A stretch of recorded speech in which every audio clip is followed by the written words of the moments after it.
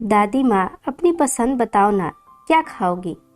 मेरी बहू की बहू ने मेनू कार्ड मेरी तरफ कर पूछा तो आंखें छलक आई। जब अपने बाबूजी के घर में थी तो चार दीवारी ही मेरी दुनिया थी। सिर्फ मेरी ही नहीं, मेरी माँ, भाभी, चाची और दादी की भी। स्कूल सिर्फ 7वीं तक गई, वो भी बड़े भाई के साथ। ललचाई नजरों से आइसक्रीम के ठेले को देखती, जिसे कभी भाई ने बाहर खाने न दिया था। मेरे सपने भी तब चार दीवारी से बाहर के नहीं होते थे। लगता ही नहीं था कि इस चार दीवारी के बाहर की भी कोई दुनिया होती है। ब्याह दी गई थी मैं सिर्फ 15 साल में, एक नई चार दीवारी में, जहाँ अब घूंघट भी निकल आए थे। बाबूजी की चार दीवारी इससे अच्छी थी। कम से कम वहाँ खुलकर सांस ले पाती थी, बिना रोक टोक की। किसी के सामने बैठ सकती थी। यहाँ जेठ, ससुर, सास और बड़ों के सामने बैठ नहीं सकती थी, बोल नहीं सकती थी। धीरे धीरे मैं इसी में ढलती गई। ये अजीब लगने वाली चीजें अब मुझे अजीब नहीं लगती थी। मैं इसी चार दीवारी में माँ बनी और फिर सास भी बन गई। मैंने अपनी बहू को भी यही सब सिखाया जो मुझे विरासत में मिली थी। उसे ये सब सहने में मुझसे ज्यादा दिक्कत हुई। मुझे उसकी इस दिक्कत से बहुत दिक्कत होती थी। मैंने उस पर सख्ती बरती। बेटे ने कभी उसके पक्ष में आवाज उठानी चाहिए भी तो उसके पिता ने उसे चुप करा दिया। मैंने उसके संस्कार को भला बुरा कहा। धीरे धीरे वो भी इस चार दीवारी में ढलती चली गई। वो भी माँ बनी और अब वो भी एक सास है। मेरी हड्डियां कमजोर हो चली है, मगर मुझसे ज्यादा कमजोर मेरी बहू हो गई है। छूट दे रखा है उसने अपनी बहू को। वो बाहर भी जाती है, घूंघट भी नहीं लेती और खुलकर हंसती है, गुनगुनाती है। मुझे ये सब अच्छा नहीं लगता, पर मेरे बेटे बहू को ये ठीक लगता है।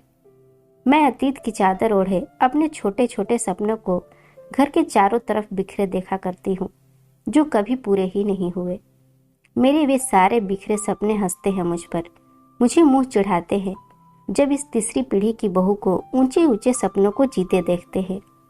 मेरी बूढ़ी हड्डियां ये देख क्रोध, ईर्ष्या घुटन से जकड़ जाती है।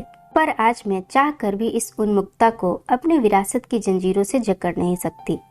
आज तीसरी पीढ़ी की बहू को ऑफिस में कुछ कामयाबी मिली है।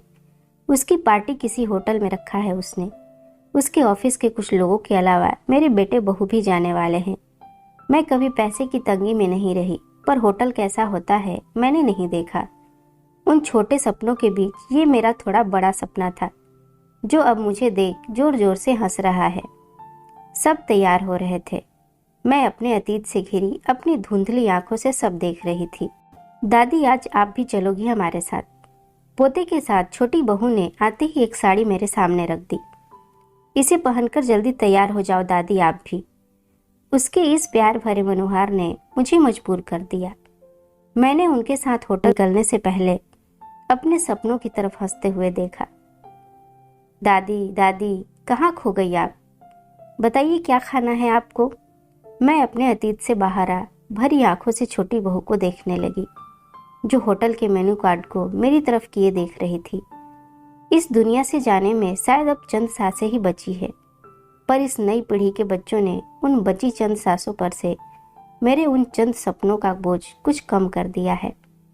मैंने आइसक्रीम की फोटो देख अपनी कपकपाती बूढ़ी उंगली उस पर रख दिया। सब बच्चे खुशी से ताली बजा उठे। मेरी आंखों के सपने आंसू बनकर छलक पड़े। दोस्तों, आपको ये कहानी कैसी लगी कमेंट में जरूर बताएं, और पसंद आई हो तो इसे लाइक करें, शेयर करें, चैनल को सब्सक्राइब करें। फिर मिलते हैं एक नई कहानी के साथ।